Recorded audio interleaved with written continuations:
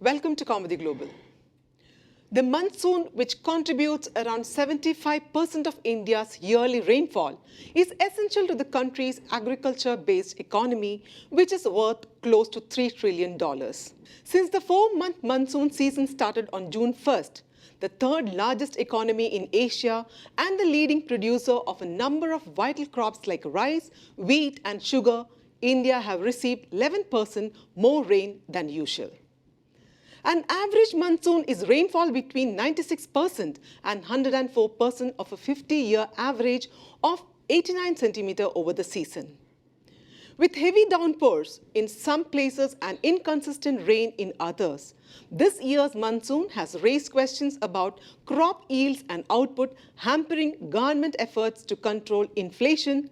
India has seen irregular monsoon rainfall dispersion and distribution. Monsoon rainfall fell between 8% overall in June, with certain areas experiencing a shortfall of up to 54%. However, a sharp rise in the early half of July eliminated the shortfall and resulted in flooding in numerous areas. Farmers in the northern and eastern regions have suffered from a lack of summer rain, while the southern, western, and central sections of the country have experienced above-average rainfall.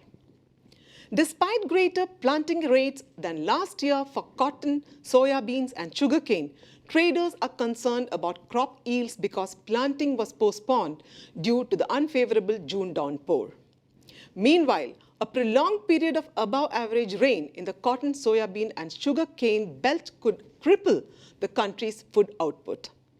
Nearly every summer crop was affected by a dry period in June and strong rains in July, but rice, cotton, and vegetable harvests were the hardest affected.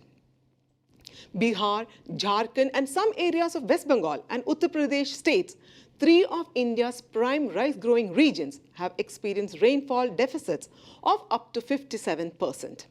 As a result, this season's rice planting has decreased by 19%. In contrast, the cotton, soybean, and pulse crops have been severely harmed in states of Gujarat, Maharashtra, Madhya Pradesh, Telangana, and Andhra Pradesh due to unrelenting rain and flooding.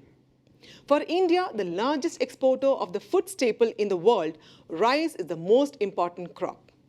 Lower output might compel New Delhi to reduce rice exports in order to ensure that the nation's 1.4 billion citizens have enough to eat. Any restrictive action taken by India, the second largest producer of the grain in the world, will raise prices on international markets where food inflation is already at record highs.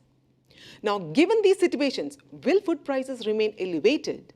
Yes, food prices would most likely increase, especially for rice, pulses, and vegetables, as trade, industry, and government leaders acknowledge that the unpredictable monsoon is likely to reduce the yield of summer crops.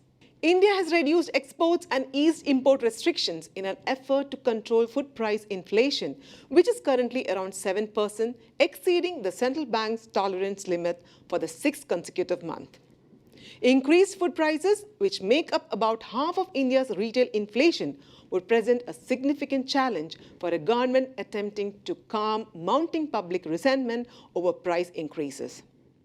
The risk of more rapid increases in interest rates is also increased by the inflation outlook, thereby impeding economic growth. This is Anjana signing off. Do like and share this video. For further updates, subscribe to Kaumudy Global.